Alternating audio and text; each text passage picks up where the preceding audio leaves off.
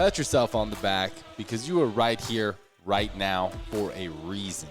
Welcome to the On Purpose podcast, where together we will empower ourselves and others to live lives with more passion and purpose. How you doing this morning, Jared? I'm fantastic, Mr. Ali. How are you, my friend? Fantastic as well, man. Feeling supercharged. Just finished fancy in the outfit today. Just going hoodie, man. Oh, hoodie. Just Hoodie's always a good option. Yeah. It's always good. No tie, no meetings right after this. No, just a meeting with the Mats at 11. Some good workout time. That's a good part of the new year for sure. Yeah. How was your new year? It was good. Honestly, I can't even remember. I swear to God, I can't remember yesterday a lot of times anymore, let alone last week. I think it was good. We just hung out, nothing crazy. So the world didn't end. Yeah. We're still here. 2021. 2021. That just sounds so futuristic to me still. It does. And we'll see. You know, I know a lot of people are like, oh, I can't wait to get 2020 over with and just get to the new year. And, you know, like we've talked about before, I think flipping the calendar without changing behaviors or patterns isn't going to create much difference. So I'm excited to see what we could create in 2021. Nice. Did you by chance do any type of New Year goal setting, resolution stuff, anything like that? No. No. Did you guys end up doing it? We did. We're still chipping away at this. So for our listeners, you may be listening to this later in January. But yeah, we did some goal setting from my guy, an activity from my guy Jim Rohn. He mentored. Yeah. He was Tony Robbins' mentor. Yeah. But yeah, good stuff. Good. Just good to kind of get current on what's important to you now. What do you want to achieve? How are you going to get there? Yeah, and go back and listen. Actually, to the last episode was about goal setting resolutions and the purpose of it, if it works. So, yeah, no, I'm sticking to mine, man. I got my word of freedom. I'm doing 365 days of freedom on my social media. Just every day on my stories, I post one thing I'm doing to be free. And cool. And I like that. You know, I'm going to use that to guide my decisions and my activities that I choose to be in or not be in, and it all has to lead to more freedom. But now you're trapped. You're a slave to 365 days of social media. Oh, that's easy. I don't mind that because I'm sharing, you know. Yeah. And hopefully that works. But, no, we didn't set anything specific. We did do we're doing 14-day meditation yoga challenge. Online, which is kind of fun because we can just do it in our living room, Andrea and I together. So good. Yeah. Yoga meditation, so good. Yeah, it is. Except for sometimes, like, if I start feeling pain, I'll just start snickering and be like, oh, this hurts. And Andrea is sometimes like, dude, quit laughing during yoga. So she gets in her zen. I guess, man, but I'm worried I'm stuck down there, bro. And if I can't laugh my way out of it, like, I might be stuck down here for a minute. I hear you. Those lizard poses will get you. Dude, she had us doing lizard and like a leap lizard the other day. So like you're in that lizard pose and then like you hold it for a certain amount of time and then you jump and switch your feet right away. Whoa. Yeah. That sounds intense. Awful, dude. It was awful. And we did that class first thing in the morning. Like usually her yoga is very flowy. So it's like a good way to wake up. So we're like, oh, we'll do this one first thing in the morning.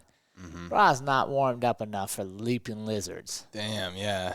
So, Boho Beautiful, thanks for putting that together. We really enjoy working out with them. And we'll see if you're new to the channel or, you know, you're new to us.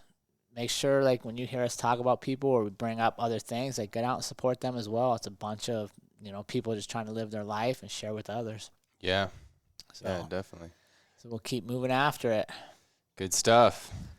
So what do we got today, Jared? I think this is a good topic for where we're at in life right now is how to thrive in leadership.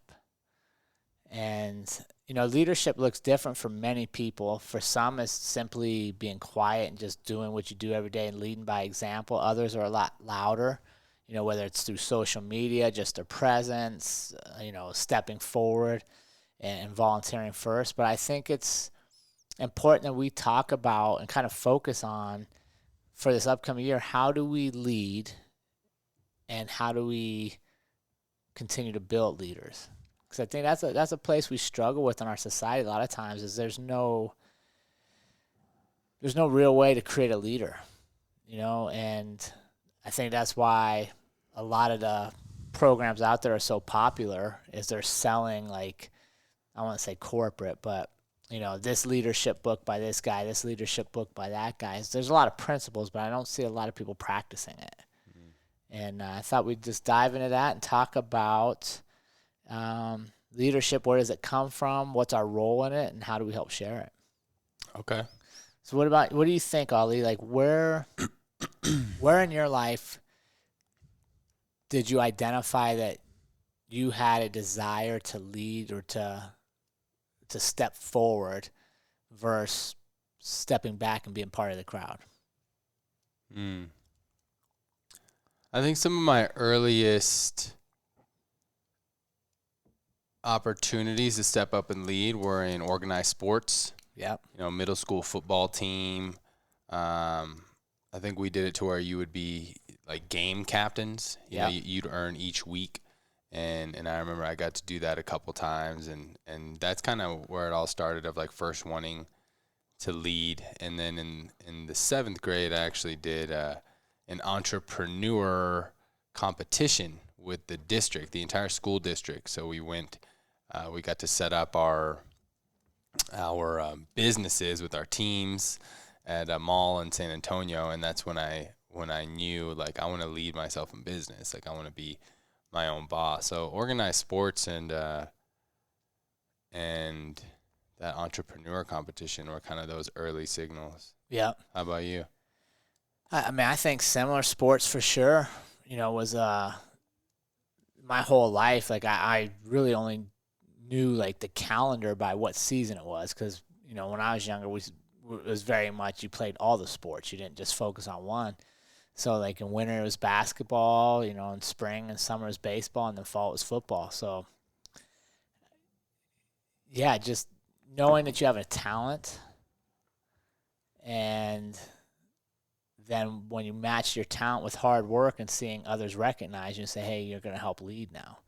But I think that's an important piece, right, is in both those examples you said, school and sports, you already have leaders there. Coaches and teachers, who you get to kind of emulate their behavior. So you're around it, right? You're around somebody that's leading, right? Like, you don't go even if you're not the best coach, you're still willing to step forward and lead people. So by being around it, I think it starts to become what I would say contagious, or something you aspire to. Is like, okay, like, there's one coach and there's, say, 30 kids on the team. Well, if I work hard and I have talent and the other kids are looking to me, now I'm practicing my leadership. So I think that's a big piece, is that you develop leadership by being put in positions to practice it early in life. Yeah. And that's one of the things we're missing a lot in our world lately, is we don't put kids in positions to practice leadership. Right? And what do I mean by that? Participation trophies. Or everybody has to play a certain amount of time on the team. That's not life. Now, don't get me wrong. When you're younger and you need to be exposed, I'm okay with that. But as we progress, like, I can't tell you, working with high school athletes, how many parents would call and be like, my son deserves more playing time. And you're like, man, you been to practice lately? You should come watch your boy. Come watch what he does in practice. Tell me if he really deserves this. Because the other side of leadership is accountability, right? You don't get to lead if you're not accountable for your actions. So I think that's where, for me, is I learned to be a leader I liked it. Like, I like knowing that if I worked hard, I could stand out amongst other people. Like, I didn't have to just be like everybody else. And we got to be okay with that. Right, you got to be okay with a little bit of a pecking order in there. And I know, in today's world of everybody's equal and nothing's offensive at all, sometimes we struggle with, how do I balance that out? How do I lead with compassion? How do I lead with inclusion? Because I think it can be done. I've done it before. We have this idea that leadership just separates people, and I think poor leadership can.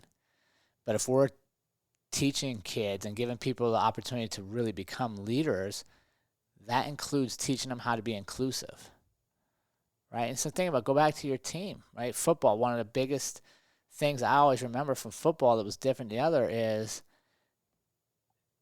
you could be the best player out there, but if the other 10 dudes completely blow their assignments, you're probably going to lose the majority of your games, no matter how good you are. So as a captain, your goal is to make sure your weakest link becomes stronger. So you have to be inclusive in your leadership, right? You can't just isolate the weakest link, because then you're only as good as that player.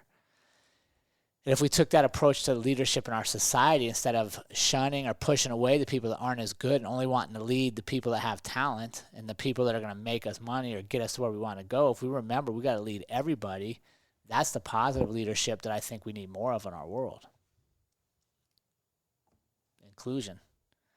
You know, and I think that balances out a lot of what people are seeking in life.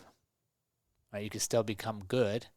You can still have your natural talent rise to the level, but you're bringing other people with you.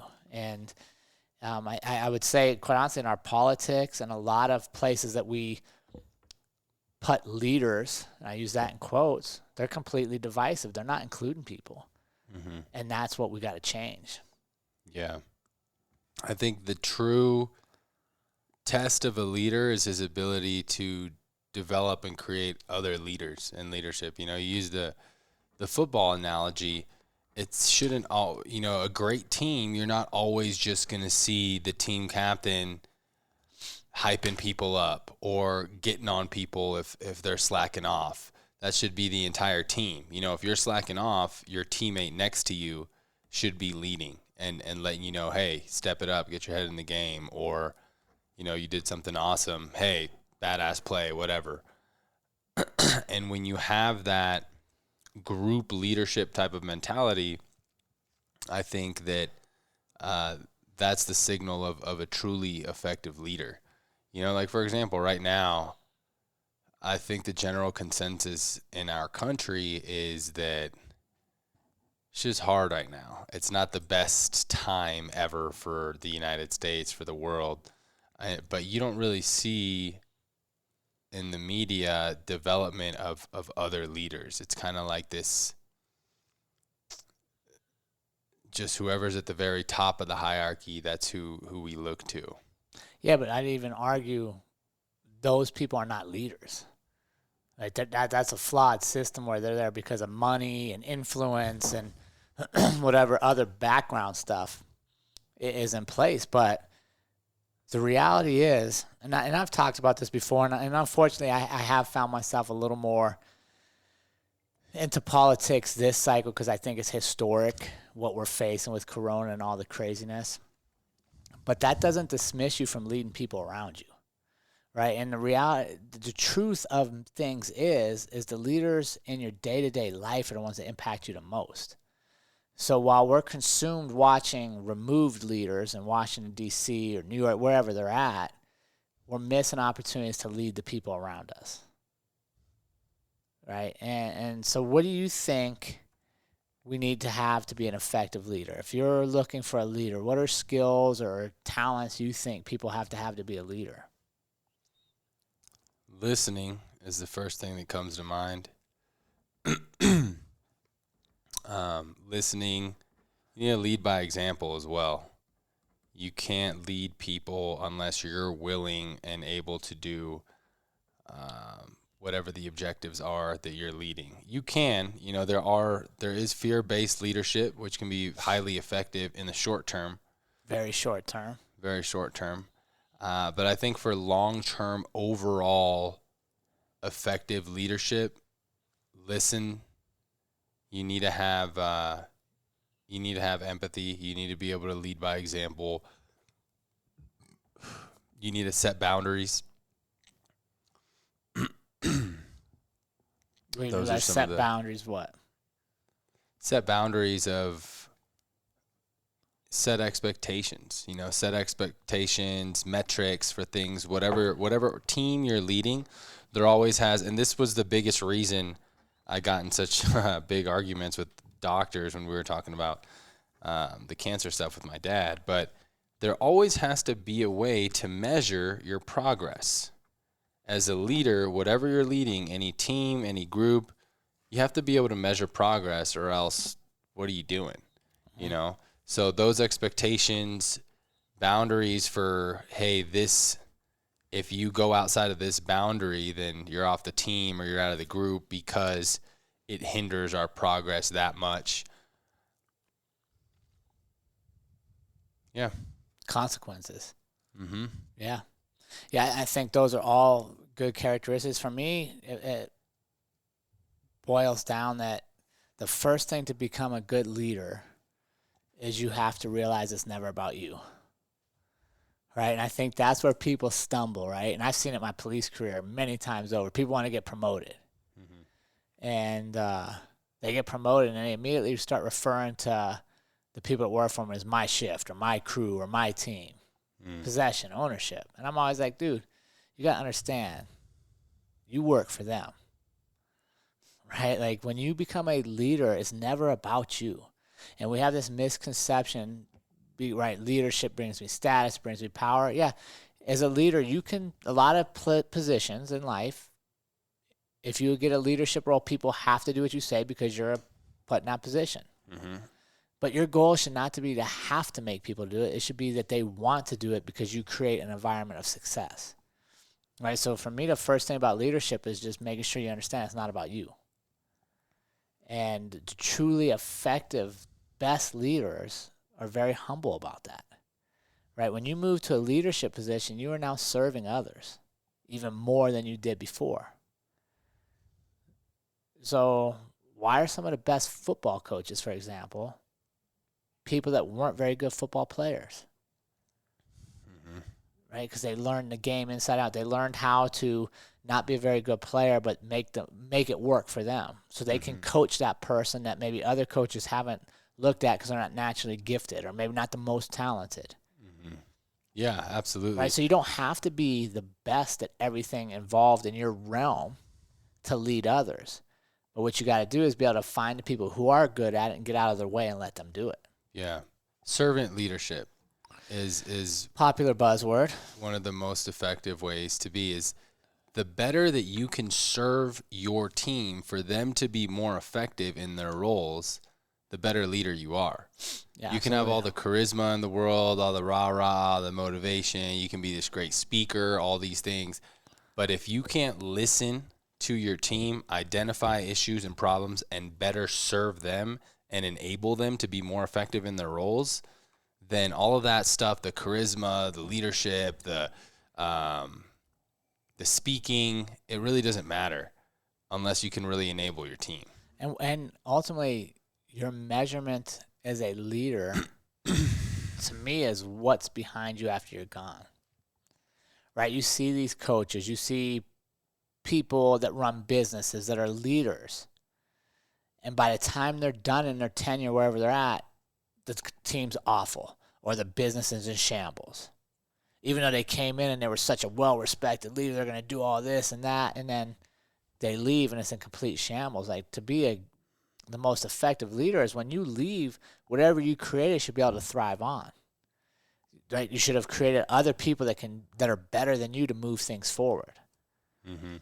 Right? That's the goal for business. Right? Our goal in business isn't to build or earn a certain amount of money and then shut everything down and walk away. Mm-hmm. I mean, for some it may be, but not for ours. Yeah, ours is to create something that lasts, right? That creates longevity. So, yeah, you need to put processes and systems in place, and just as importantly, you need to have your successor, because whoever's in that leadership role needs to have those same qualities. You know, because once you're done with your leadership, someone needs to fill that spot. Qualities, but not skills.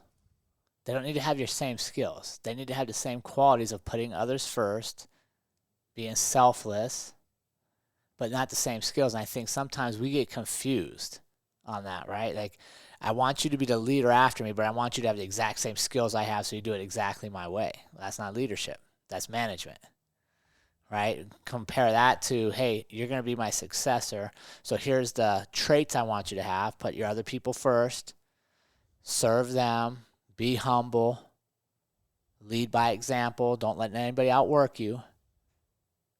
But how you do it's going to be completely up to you. Mm-hmm. Yeah. Right? We don't do that because that's trust. Because now I got to put trust in you that you're not going to completely go off and do everything terrible. Mm-hmm. And I think that's a big issue in leadership nowadays is people don't trust. Right? Because if I'm going to truly lead you, it's like leading you got another fight coming up. To coach you and lead you to the best of your ability, you don't need me checking in every day going, Ollie, did you eat today? Did you do abs today? Have you ran today? What time will you be at the gym? Okay, did you do it? Right? That's babysitting you. And maybe if you didn't know the format, we would have a meeting and say, hey, here's the things you got to do to prepare for this fight. But as a grown-ass man, you need to see if you stick to your regimen, what will the results be? And if you don't, what would the results be? Mm-hmm. I'm not leading you by holding your hand the whole way. That's actually stunting your growth. And we have gotten to this place where we try, especially as parents, we want to hover around our kids and, Johnny, you don't want to tie your shoes, Johnny? I'll tie your shoes. Mm-hmm. Well, Johnny's freaking 8 years old. You know what? Johnny, you don't want to tie your shoes? Cool. Don't tie your shoes. Guess what's going to happen? You're going to step on your lace and fall flat. Mm-hmm. But if that's okay, do it, dude. But like jumping and tying your shoes, what'd you just teach him? That every time he doesn't want to do something uncomfortable, you're going to do it for him? Yeah. Not leadership. You're disabling him as a leader. You're enabling him to be lazy. Yeah. Right? And that's where it all starts is everybody has an opportunity to lead themselves first. You have to. You have to lead your own life. And once you become effective at leading your own life, that's when opportunities to step in as a leader will start to present themselves to you. Because others will notice you. Yes. Right? If you, like the other day, we had, a young Hayden, young high school kid that wants to be a fighter. And he comes to practice all the time, and he's seeking more. And I was like, wait, just get with Ollie and ask him what he does and just do what he does for a while. Mm-hmm. Well, why is that? Because, I see you're doing things right. So sometimes, instead of me controlling all the information, be like, Hayden, do this, do this, do this, let him see what you do. It might be a little different, but it's working for you. It might be the thing that recognizes that resonates with him. Mm-hmm. But because you are demonstrating the habits to lead others, now I see you. Now I let you start leading him. Mm-hmm. Right? Whereas if I'm ego-based leadership or I'm wanting all the results to look good for me, I do it all myself. So that if Hayden becomes a world champion, I can say, I did that all by myself. Well, no, man, that's not what it's about. Mm-hmm. Right? Because if I cut you out and I'm just dealing with him by myself, now you're not getting the opportunity to practice coaching a little bit. Mm-hmm. And when you coach him a little bit, what does it do for your knowledge? It deepens it. Now you understand why. So you're developing. Right? But it comes with trust. Like if I hadn't seen you do anything and you're late to practice, you're unprepared, you're not performing well, and I'm like, hey, Coach Hayden. Well, then I did Hayden a disservice. Right. Right? So by coaching yourself, being accountable to yourself, leading yourself, if you're in the right environments, others will need that, and they'll give you responsibility. Mm. Yeah. It's a cycle. That's effective leadership. Right? Think about the gym. We're big, 160-some students. For everybody to get the most out of everything, shouldn't be just Ryan and I giving all the information. Your experiences are completely different to mine. Mm-hmm. Maybe that student that we get along, but I don't know, he's just not progressing with me as much. Maybe what you say kickstarts his career. Yeah. Right? But you got to be humble to be I don't need to have all the answers. I just got to have somebody that has answers for you. Yeah.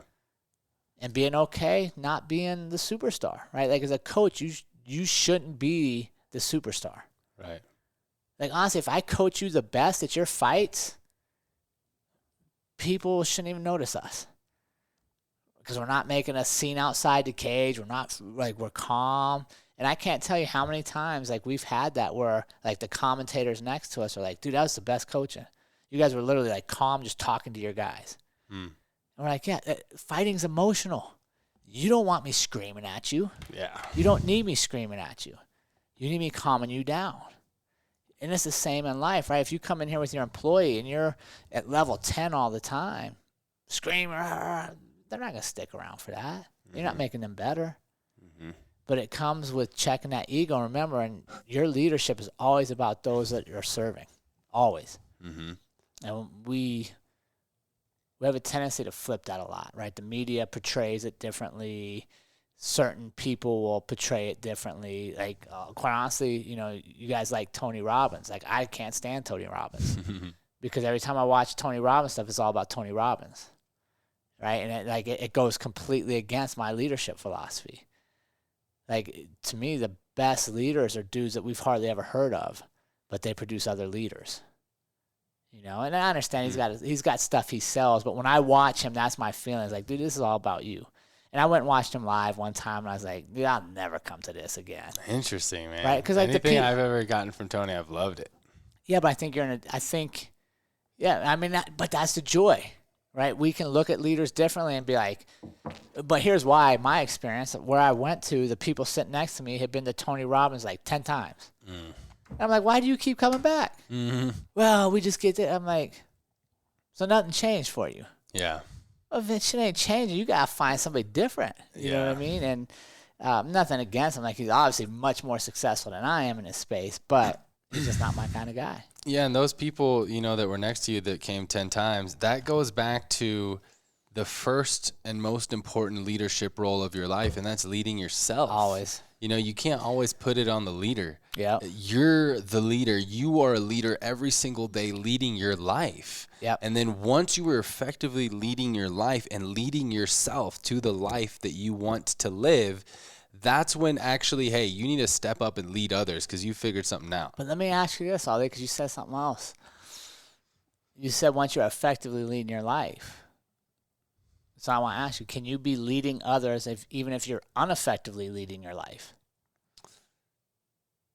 Yeah, because there's still going to be a group that's more ineffectively leading their life, Right, because you're, by example, you're showing bad habits.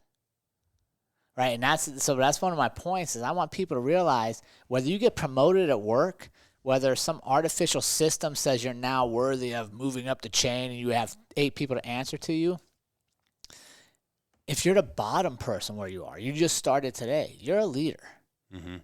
Every one of us is a leader, and sometimes we forget that if my kids are watching and I hit snooze 6 times and I call in for work every time I get a sick day, every time they give me 8 hours of paid time off, I'm sick and I stay home, and I don't work out, and I'm doing all the bad habits, but I yell at my kids, hey, go outside and exercise, get up early, do your schoolwork. Well, what I'm leading by example does not mesh up with what I'm asking of them. Right, and it goes back to that servant leadership, right? You're not serving yourself. You're doing yourself a disservice by hitting snooze, by not getting your workout in. But how do you serve yourself? You're serving yourself by, hey, I'm working out today. I'm making my body feel good. I'm serving myself by giving myself optimal fuel. I'm serving myself by reading a new book. I'm serving myself by practicing meditation. Whatever it is, that is being of service to you. Yeah, sometimes sometimes it's cold. You don't want to go run outside, or sometimes you'd rather just turn on some Netflix or play some video games. But when you're serving yourself consistently, that's when you become a true servant leader, which is the most effective leadership type. Always. So why is leadership uncomfortable for so many? I think a lot of times we get opportunities to step into a leadership role before we're even effectively leading ourselves. Maybe. And that can be uncomfortable because on the inside, like, shit, I'm not even leading my own life. Right. And here I am supposed to be leading others. But I don't think that's a bad thing. I think that helps us rise to the occasion. There's every leadership role I've had in my life, like none of us are perfect. There's always things that we can work on. But it can be uncomfortable because we all know that there's room for us to improve. What about you? What do you think of that? Man, I think it comes down to one simple thing. People may not like you. So people shy away from leading and from becoming who they naturally should be simply out of pressure to be liked by everybody else or worried about judgment. Yeah, and I guess you do get more of that as a leader because more people are judging you. But they're people not aren't supposed going to like you you anyways. They're not all supposed to like you, right? Like, because you talked about to be a successful leader, I have to be able to also hold you accountable. So like let's go back to the Hayden example. I ask you to work with Hayden because you're doing things right. Now, if all of a sudden I watch Hayden and Hayden's showing up late for practice and he's coming in not in the best mental space and he doesn't have, and I'm like, dude, what's going on with him? He's like, oh, just, I don't know what's going on, but his attitude changes. And I watch and it's the same pattern you have. Well, now I got to talk to you about that. Hey, dude, you're supposed to be leading this kid, but you're showing him the wrong things, right? And so there's accountability. And you may be pissed at me for a day, an hour, a minute, a week, a year, month, a year. But ultimately, at some point, you're going to realize if you get your shit together, that talk was very important. Hey, dude, you're slacking here, man. I need you to be leading the right way. Get your stuff back together, right? Or check in. Hey, what's going on? Why are you not doing what we used to do? Mm-hmm. Tough conversations. Yeah. Right? But they're necessary if you're going to lead people and if you're going to lead yourself, right? Because it's the same thing. So now take that example, and instead of having to come to you externally, I got to go to the mirror and look in the mirror and be like, dude, you ain't worked out in a week. You haven't done this. Why are you not doing that? I got to have tough conversations with myself. Yeah. So I think that's why a lot of people shy away from being leaders, as not everybody's going to like you. And guess what? If you actually do that work, if you look in the mirror and have those tough conversations with yourself and actually do these things, when you have to do those with other people, it's going to be a lot easier because you've practiced. But Sure. Here's the thing. Most people don't take the time to have that conversation with yourself. Literally, look at yourself in the mirror, have that conversation. Say, hey, how can I lead you better? How can I be a better leader? How can I enable you to be more effective in your roles, in your role as a husband or wife, in your role as an employee, as a boss, as a manager, as a martial artist, as whatever, and uncover those things. I wanted to talk about real quick the rule of thirds.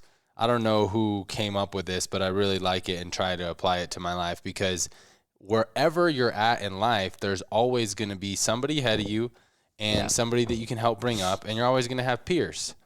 And it's a good practice to try and spend a third of your time with mentors, people who are leading you, who've done it before, who are where you want to be. Right. A third of your time with your peers, people who are working on the same things that you are, kind of on the same level, and a third of your time with mentees, people that you can lead, people that you are bringing up. And I think that when we can have somewhat of that balance, then we're going to continuously develop ourselves and others as leaders while also learning from leaders as well. Sure. I think that's important. Leadership has many roles, and I think one of the best ways to be a leader is to remain coachable and to continue learning.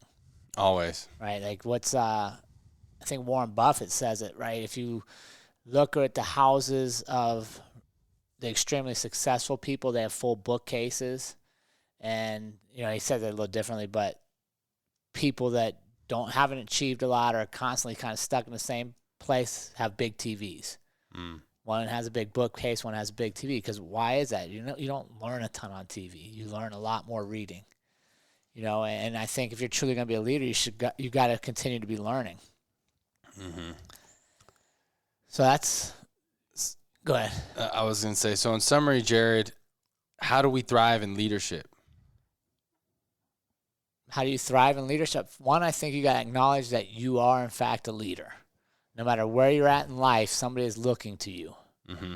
Whether it's a child, a spouse, constantly, many times the people you're leading, you don't even know they're watching you. Mm-hmm. Right? And I love that. I love when I look and I see little kids watching somebody work hard, and I'm like, you have no idea you just led that little kid. Mm-hmm.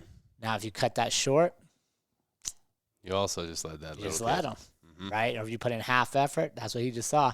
So I love that, right? So one, you have to acknowledge you are, in fact, a leader. And you have to look in the mirror and ask yourself, what am I leading? How am I leading? Am I leading by what people want to do, or am I showing them what they should not be doing? Either way, you're leading. Mm-hmm. And then once you get past that talk and you start getting yourself ready to go every day, remember your leadership is always about others. Mm-hmm. And to truly be effective, you make others better around you. Which is why places like gyms and schools and sports and churches are so important right now, is because that is the place people go to be led, and it's the place where they go to lead others. Mm-hmm. I wanted to pull up real quick